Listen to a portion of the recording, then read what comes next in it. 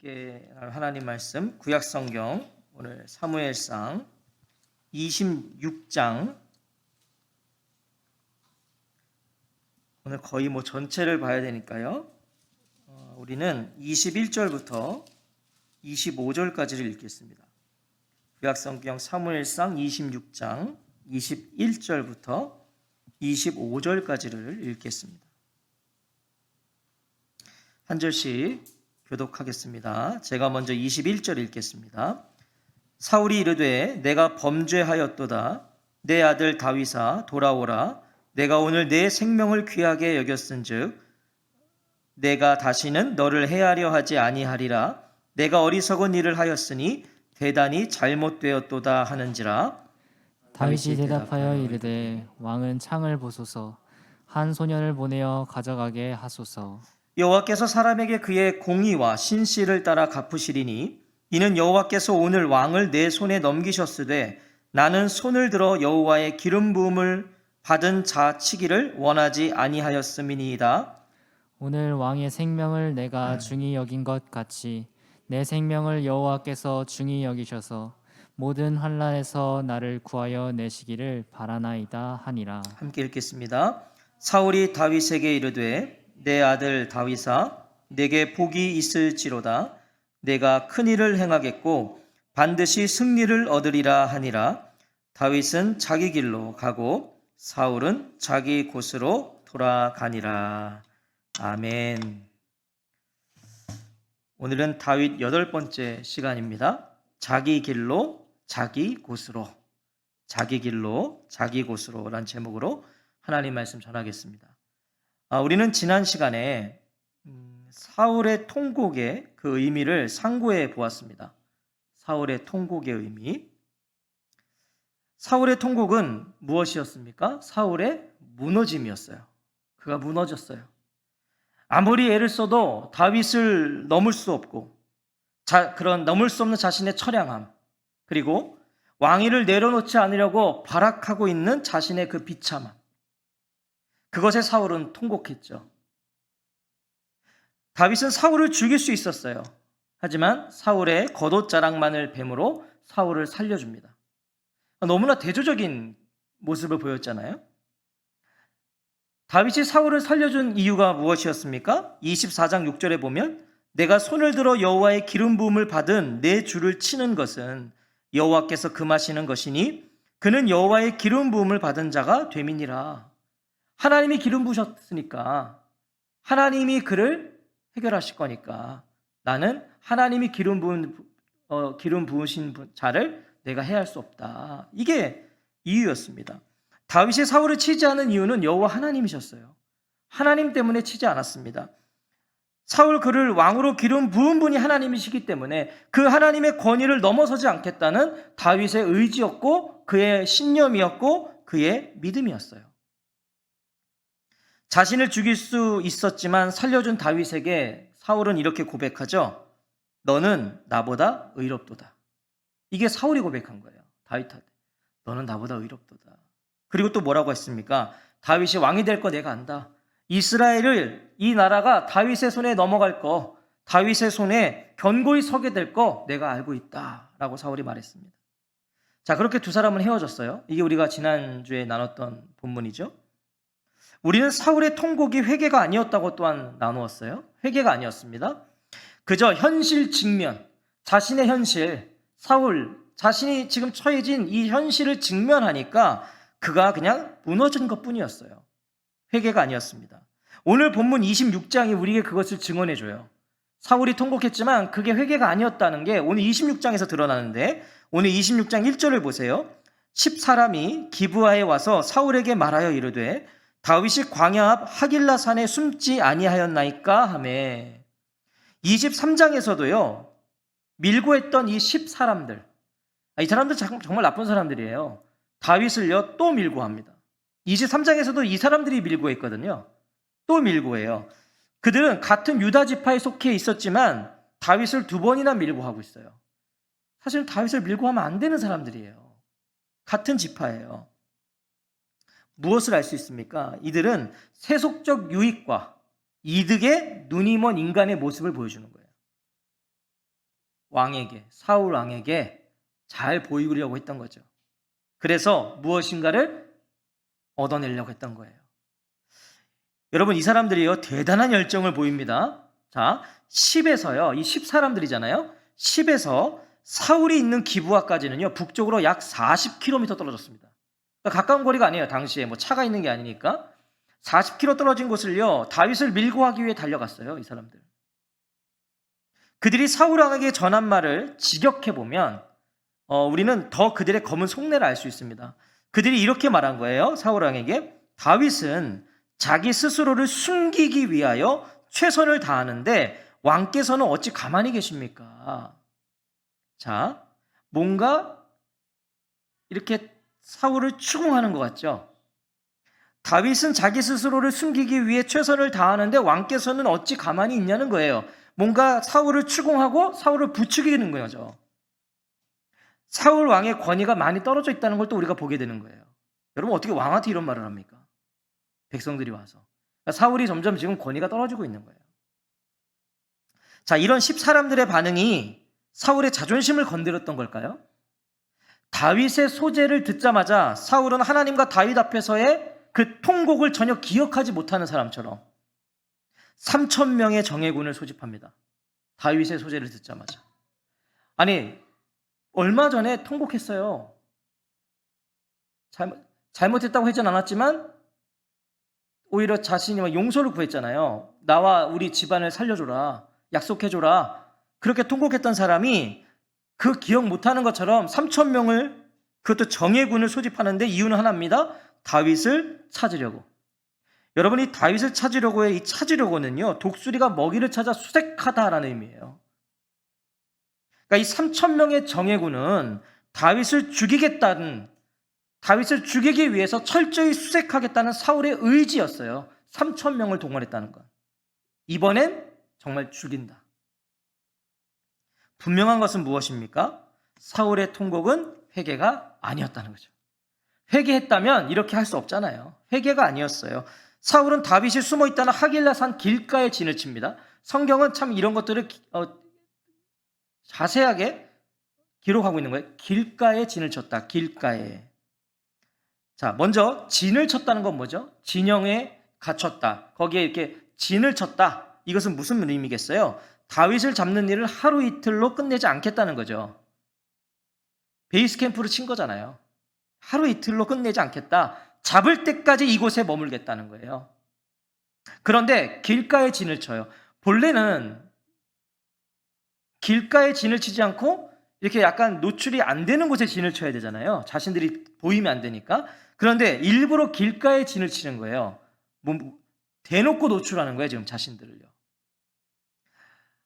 이것은 제 생각에는요, 엔게디 동굴의 충격 때문인 것 같아요.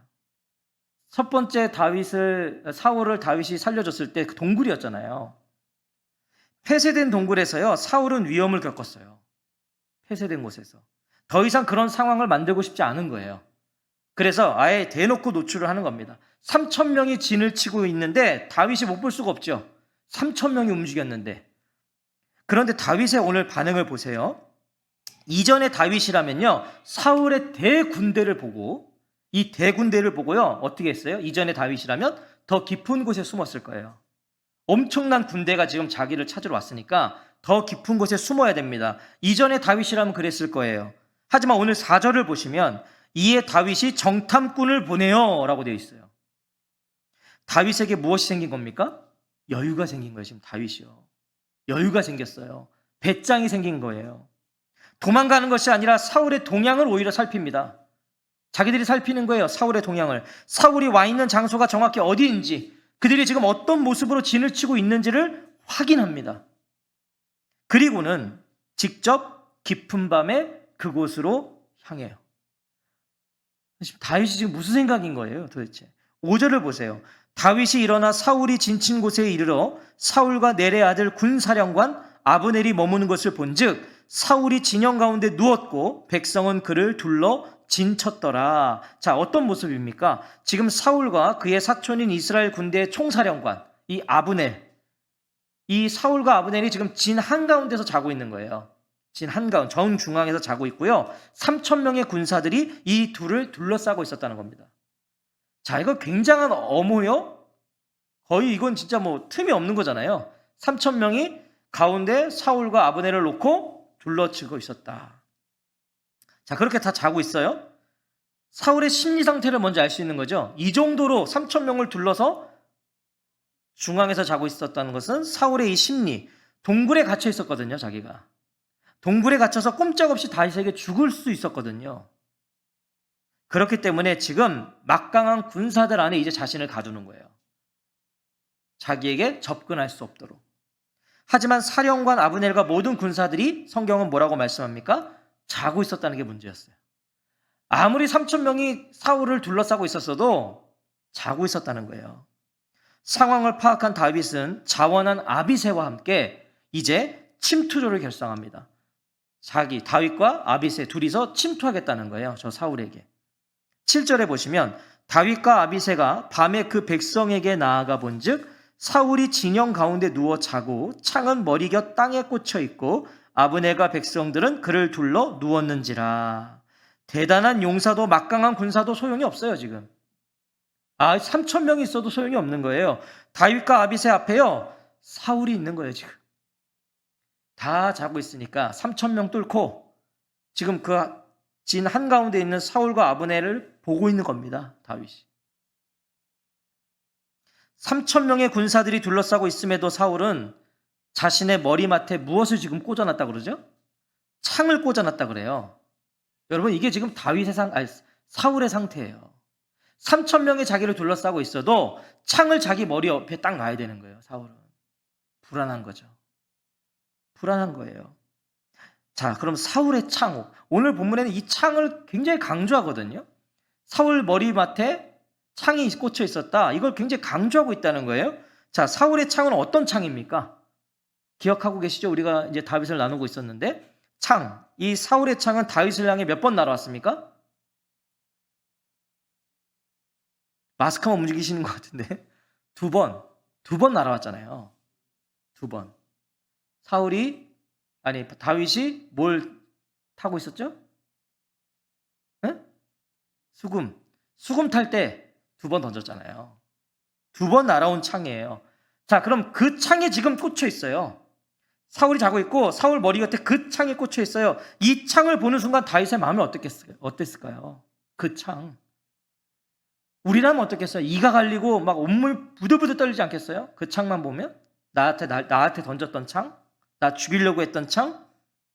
아비새가 그 의미를 모를 리가 없죠. 아비새는요, 지금 다윗의 거의 오른팔이에요. 알고 있죠, 그 창이 어떤 창인지. 사울 머리 곁에 창을 보면서 아비새가 이렇게 말합니다. 하나님이 오늘 이 원수를 당신의 손에 넘겨주셨습니다. 제가 당장 창으로 찔러 땅바닥에 박아놓겠습니다. 아비새가 말하는 거예요. 성경은 너무 리얼해요. 성경을 보세요. 두 번 찌를 것도 없다 그래요. 이건 두 번 찌를 것도 없대요. 지금 그냥 한 방에 끝낼 수 있다는 거예요, 자기가요. 한 방이면 끝나요. 무엇이에요? 지금 아비새가 이걸 강조한 것은 무엇입니까? 두 번 찌를 것도 없다. 이건 한 번이면 끝난다. 이건 무엇을 의미하는 거예요? 정말 이보다 좋은 찬스가 없다는 거예요, 지금. 자고 있잖아요. 다 잠들고 있잖아요. 그냥 누르면 되는 거예요, 창으로.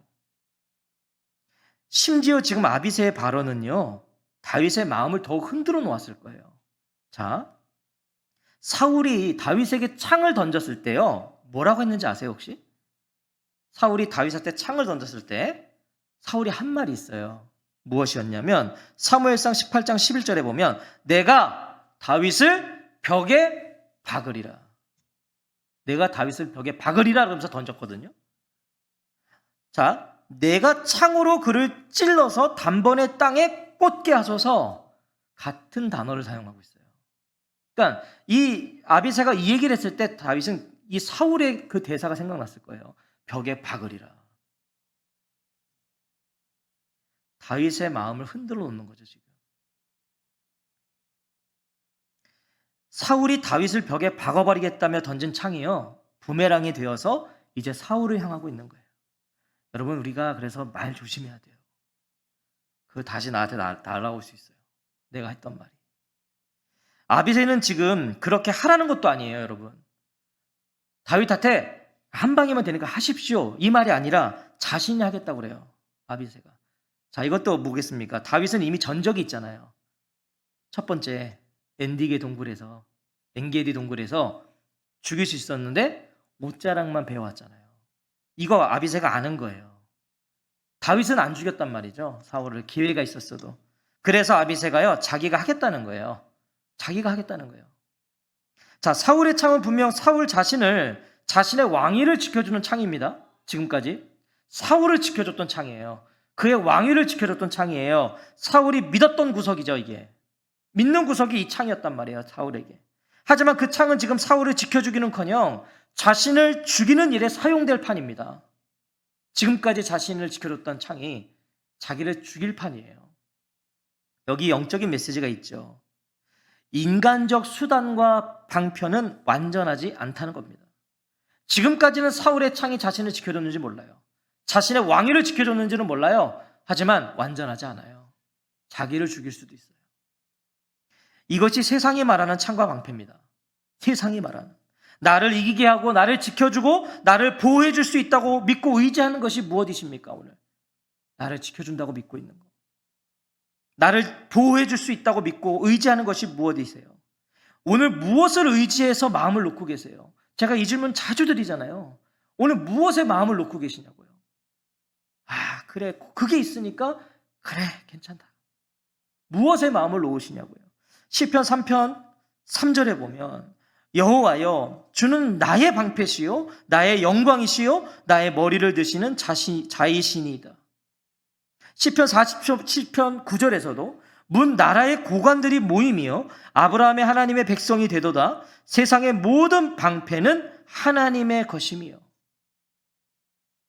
우리의 힘과 방패는 오직 여호와 하나님이셔야만 한다는 거예요. 다른 것으로 방패 삼지 마세요. 다른 것으로 안전하다 말하지 마세요. 하나님이셔야만 해요.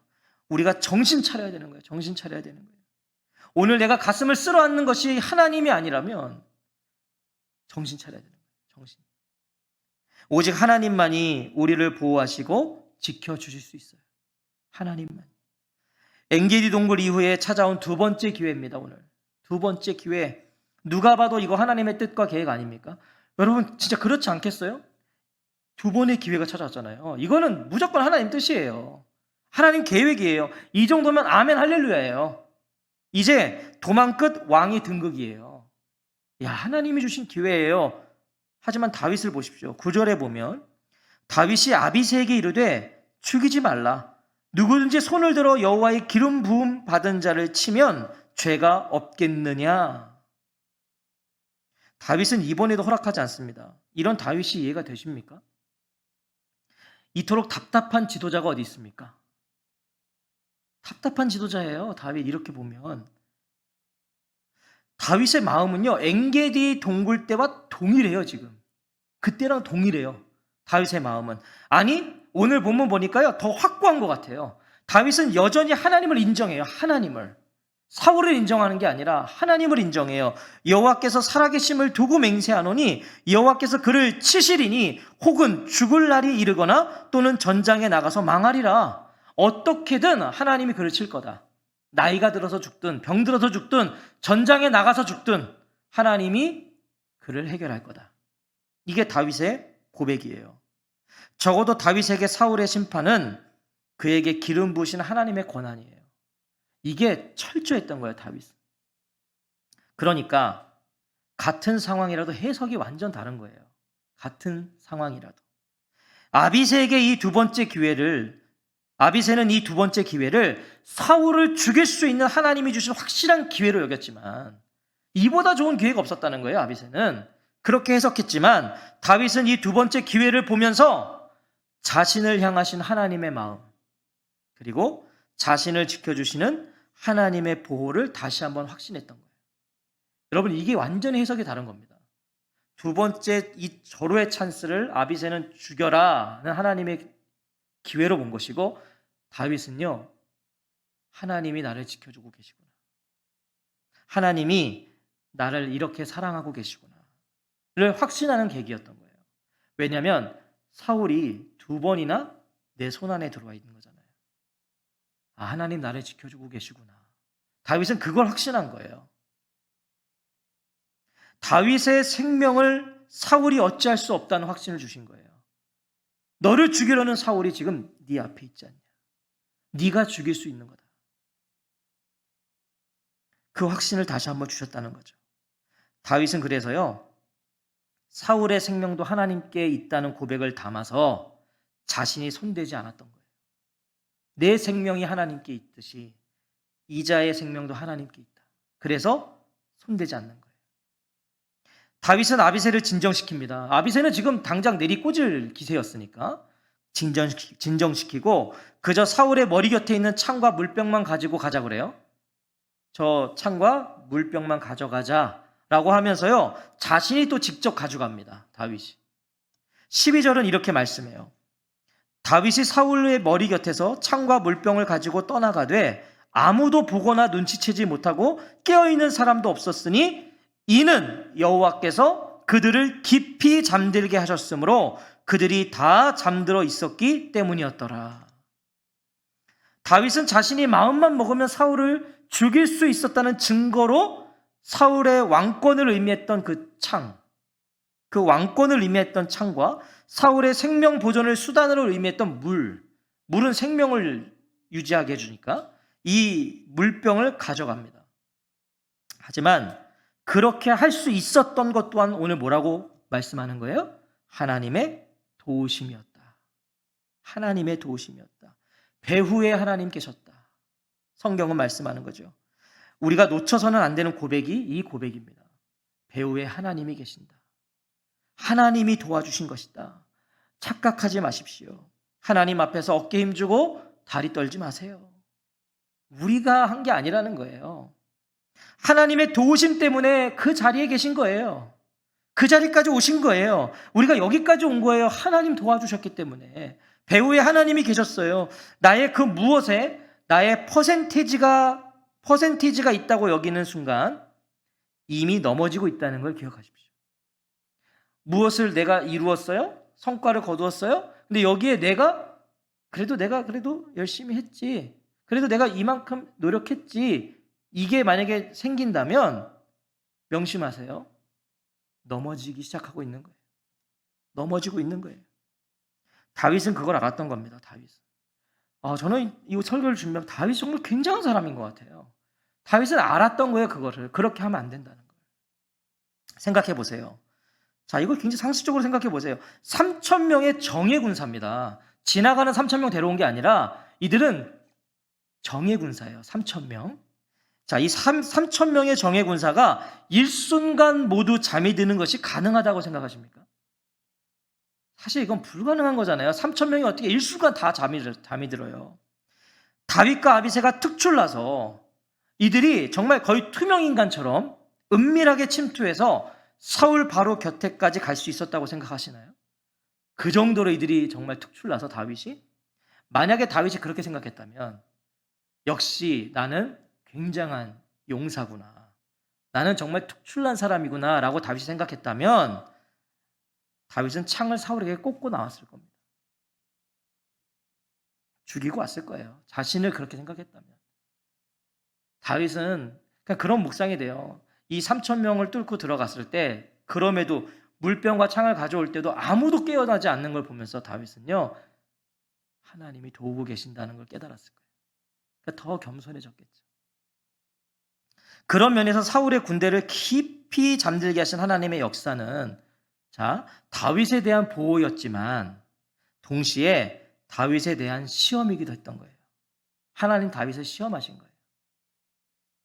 여전히 하나님의 권위와 주권에 굴복하고 있는가?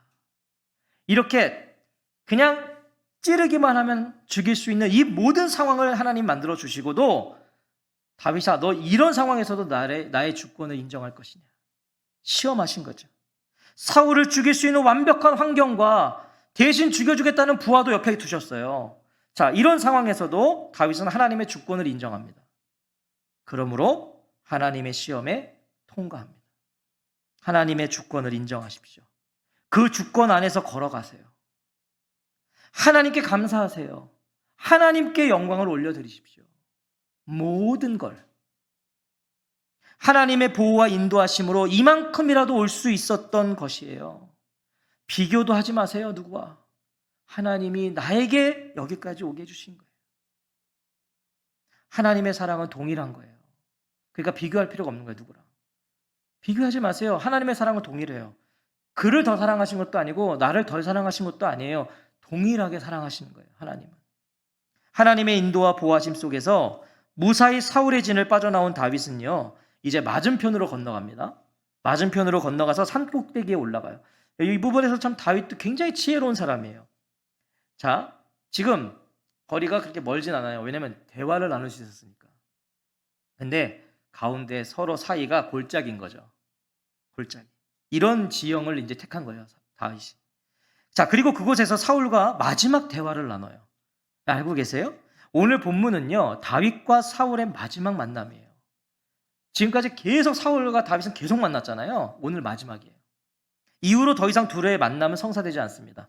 오늘이 마지막 만남이요, 마지막 대화예요. 지금 다윗과 사울 사이에는 골짜기가 있어요. 다윗을 발견해도요, 바로 추격할 수 없는 거죠.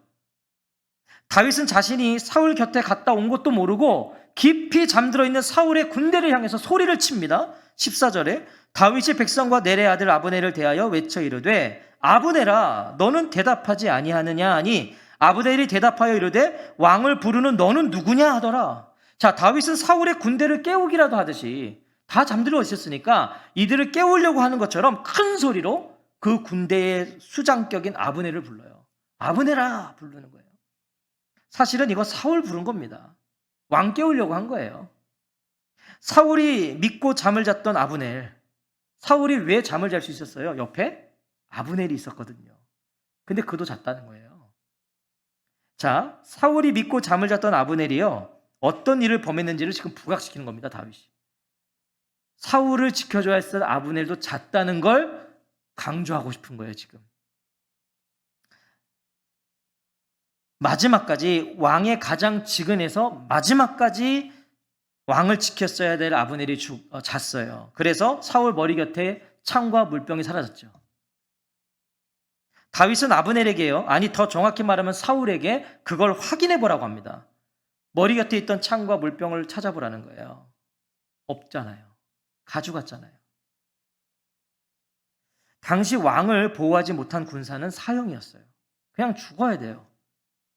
아브넬과 모든 군사들은요, 실패입니다, 지금. 왕의 물건이 사라졌으니까. 실패해요. 가장 중요한 일, 자신들의 왕을 보호하는 일을 감당하지 못했어요. 3,000명의 군사 모두가 못했어요. 이것은 심각한 죄예요. 사울과 10사람들처럼 악한 행동을 적극적으로 하는 것도 죄지만 마땅히 해야 할 일을 하지 않은 것, 이것 또한 죄가 된다는 걸 오늘 본문은 우리에게 가르쳐 주는 거예요. 군사들이 마땅히 해야 할 일을 하지 않았어요. 성도로서 마땅히 감당해야 하고 해야 할 일을 하시기 바랍니다.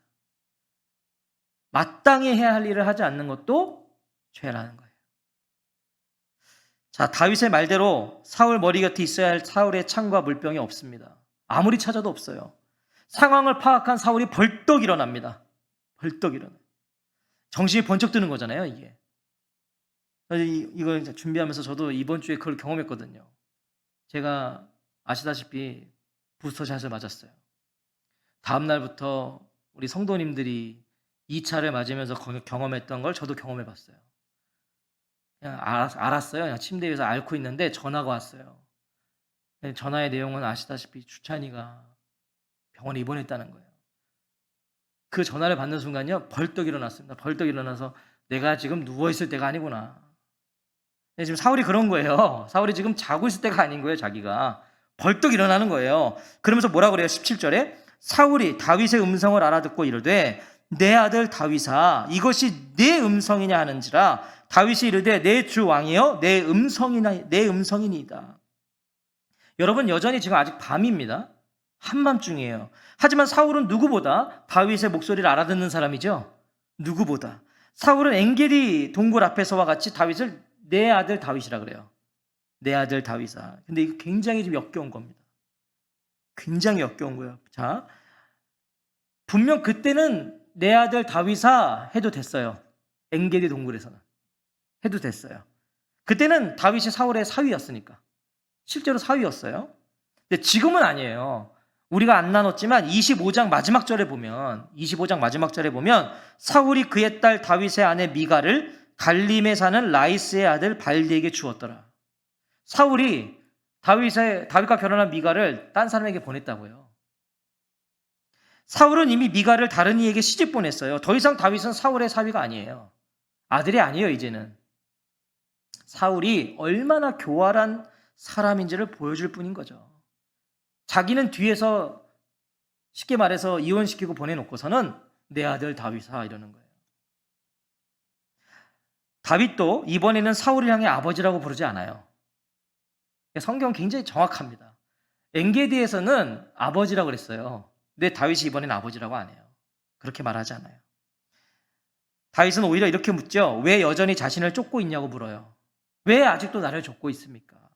사울의 추격 뒤에 있는 그 동기가 너무 궁금한 거예요. 다윗이. 왜 저를 자꾸 쫓아옵니까? 도무지 이해할 수 없다는 것이죠. 19절에 원하건대 내 주 왕은 이제 종의 말을 들으소서.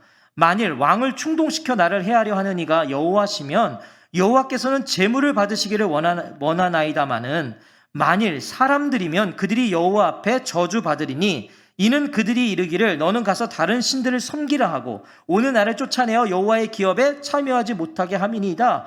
자, 이거 무슨 말입니까? 다윗은요, 자신을 미친 듯이 죽이고자 하는 사울이 지금 뭔가를 좀 생각해 보게 하는 거예요.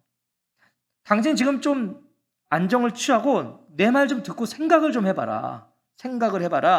다윗을 추격하는 이유는 둘 중에 하나라는 겁니다. 지금 사울 당신이 왕이 나를 지금 추격하는 이유는 둘 중에 하나일 것인데, 만약 하나님께서 원하셔서 사울로 하여금 자신을 추격해야 하는 것이라면, 하나님이 시키신 거라면 사울에게 자신은 지금이라도 자발적으로 여호와께 제물이 되겠다는 거예요. 다윗은 사울 당신을 하나님이 시켜서 나를 쫓아오는 거라면 난 지금도 제물이 되겠다. 그것이 하나님의 뜻이니까. 하지만 사람이 사울을 충동해서 이간질해서 지금 당신이 나를 죽이려고 추격하고 있는 것이라면 당신에게 충동한 그 사람들은 다 하나님의 저주를 받을 것이다. 단호하게 경고하는 것입니다. 그러면서 하는 말이 뭐예요? 자신에 대한 이 추격, 사울 왕이 지금 나를 추격하는 것은 이런 의미라는 거예요. 너는 가서 다른 신들을 섬기라 하고 오늘 나를 쫓아내어 여호와의 기업에 참여하지 못하게 함이니이다. 사울이 행하고 있는 것이 무엇을 의미하는지를 가르쳐 주는데 하나님을 넘어서고 있다는 겁니다. 지금 사울이 자신을 쫓아오므로 자신은 지금 다른 곳에 가야 돼요. 다른 곳에 가서 다른 신을 섬기라는 말인 거예요. 이스라엘을 떠나라는 얘기니까. 이거 하나님을 넘어서고 있다는 거죠. 지금 왕이. 생명이 하나님께 있기 때문에 자신도 두 번의 기회를 취하지 않았는데 내 주 왕이여 이제 그만 멈추셔야 하지 않냐는 거예요. 저를 쫓는 일을 멈추셔야 되지 않겠습니까? 자신을 향한 추격은 아무 의미 없다는 거예요. 지금 무가치한 일을 하고 계신다고 다윗이 말하고 있는 겁니다. 이 다윗의 말에요, 사울이 다시 무너집니다. 그러니까 사울도 이상해요. 무너지기도 또 잘 무너져요. 자신이 다윗을 추격하는 죄를 범했다고 이번엔 죄를 고백합니다. 사울이 잘못했다 그래요. 그러니까 해하지 않을 테니까 돌아오라고 합니다. 사울이 돌아오래요. 다윗 보고. 대단히 잘못되었도다 하는지라. 이것은 무슨 의미냐면 마땅히 가야 할 목적지를 잃어버리고 다른 곳에서 방황했다는 걸 인정하는 거예요. 사울이 내가 지금 하지 말아야 할 일을 하고 있었다, 인정한다는 거예요. 하지만 다윗은요, 돌아오라는 사울의 말에 응답하지 않습니다. 돌아오라 그랬거든요. 근데 응답하지 않아요. 무엇을 할 수 있습니까? 다윗은 더 이상 사람을 신뢰하지 않습니다. 오직 하나님만을 바라보고 신뢰합니다. 이것이 다윗이 광야에서 배운 것 중에 하나인 거예요. 사람 신뢰하지 않는 거예요. 23절과 24절에 여호와께서 사람에게 그의 공의와 신실을 따라 갚으시리니 이는 여호와께서 오늘 왕을 내 손에 넘기셨으되 나는 손을 들어 여호와의 기름 부음을 받은 자 치기를 원하지 아니하였음이니이다. 오늘 왕의 생명을 내가 중히 여긴 것 같이 내 생명을 여호와께서 중히 여기셔서 모든 환난에서 나를 구하여 내시기를 바라나이다. 다윗은 눈앞에 사울의 모습과 태도로 움직이지 않았어요. 사울은 죄를 고백했고 잘못했다 그랬고 내가 해야 하지 않을 테니까 돌아오라 그랬어요. 이게 지금 다윗의 눈앞에 보여진 사울의 태도였어요. 그것으로 움직이지 않아요. 다윗은 돌아와 함께 가자는 사울의 말에 움직이지 않아요. 모든 것이 풍족한 그 왕궁의 발걸음을 향하지 않아요. 여전히 광야에서 다윗은 요지부동해요. 움직이지 않아요. 왜 그랬을까요? 다윗은 공의와 신실을 따라 갚으시는 하나님을 바라보았기 때문이에요. 그래서 움직이지 않아요. 돌아오라는 사울의 말에 동요되지 않아요. 하나님의 공의와 신실하심은 사울의 궁정이 아니라 광야에 있었기에 다윗은 그곳에 남습니다. 사울의 생명도 하나님께 있음을 알기에 자신의 생명 또한 하나님께 있음을 알아 사울의 무서운 추격 속에서도 오히려 사울의 생명을 자신에게 내어주셨던 그 하나님을 알아 어떠한 궁지에서도 자신을 건져주시는 그 하나님을 알아 다윗은 사울을 따르지 않습니다. 사랑하는 성도 여러분, 사무엘상 26장의 마지막 절을 보세요. 마지막 절. 똑같이 하나님께 기름 부음을 받았지만 사울도 하나님께 기름 부음 받았고 다윗도 하나님께 기름 부음 받았어요. 똑같이 하나님께 기름 부음 받았지만 전혀 다른 행보를 보여요. 다윗과 사울의 마지막 만남이에요. 사울은 다윗에게 마지막 축복을 전해요. 네게 복이 있을지로다 내가 큰 일을 행하겠고 반드시 승리를 얻으리라. 이 축복을 끝으로 두 사람은 헤어져요. 각자의 행동을 취해요. 다윗은 자기 길로 가고 사울은 자기 곳으로 돌아가니라.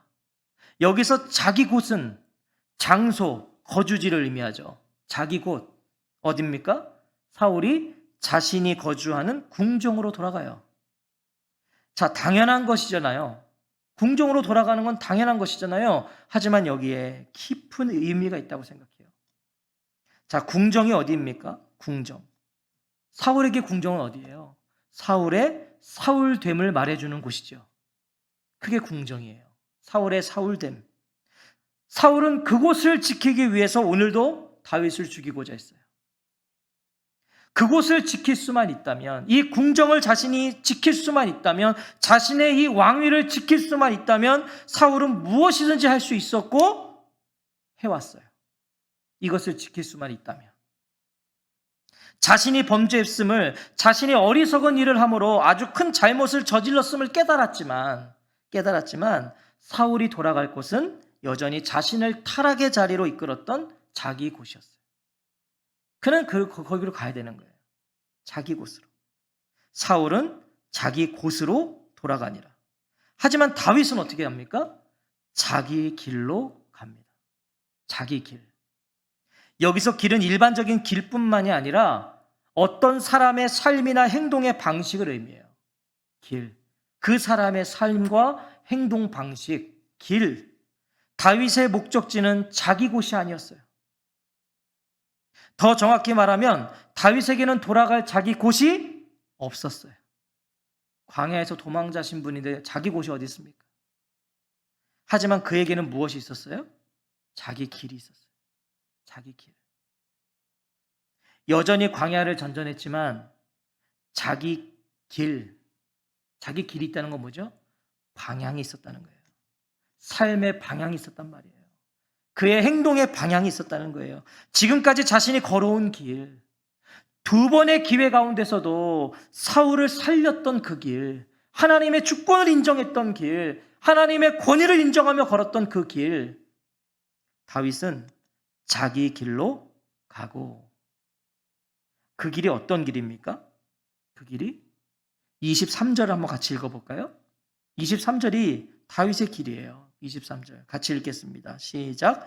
여호와께서 사람에게 그의 공의와 신실을 따라 갚으시리니 이는 여호와께서 오늘 왕을 내 손에 넘기셨으되 나는 손을 들어 여호와의 기름 부음을 받은 자 치기를 원하지 아니하였음이니이다. 다윗의 길이 무엇입니까? 하나님의 주권과 통치와 나라와 힘과 권세를 인정하며 그 앞에 순복하는 길. 그 길을 다윗은 묵묵히 걸어갑니다. 자기 길을 갑니다. 지금까지 지켜왔던 그 길, 그 방향을 갔다는 거예요. 어디서? 광야에서. 여러분, 이것이 인본주의, 세속주의와 신본주의의 차이입니다. 종착지가 달라요. 인본주의, 세속주의와 신본주의는 종착지가 다르단 말이에요. 그래서 걸어가는 방향부터가 달라요. 아예 시작이 달라요. 오늘 저와 성도님들은 어디로 가고 계세요? 오늘 어디로 가고 계십니까? 다윗은 자기 길을 가고 사울은 자기 곳으로 돌아가니라. 성도는 길을 걸어가는 자들입니다. 명심하십시오. 성도는 길을 걸어가는 자들이에요. 이 땅에 자기 곳 만들지 마십시오. 자기 곳을 만들지 마세요. 아니, 자기 곳이라고 착각하지 마십시오. 이 땅에서 자기 곳이라고 착각하지 마세요. 우리가 돌아갈 곳은 이 땅에 있지 않아요. 그래서 성도는 길을 걸어가는 자들인 거예요. 여기가 종착지가 아니기 때문에. 우리가 돌아갈 곳은 이 땅에 있지 않아요. 우리는 그저 공의와 신실을 따라 갚으시는 하나님께서 부르신 그 길을 걸어갈 뿐입니다. 하나님이 공의와 신실을 따라 갚으신다. 그걸 알고 우리를 부르신 이 길을 걸어가는 거예요. 우린 그것뿐입니다. 다윗은 자기 길로 가고 사울은 자기 곳으로 돌아가니라. 자기 곳이 아니라 자기 길. 오늘 하나님이 우리를 부르신 그 길로 걸어가시기를 주님의 이름으로 부탁드립니다.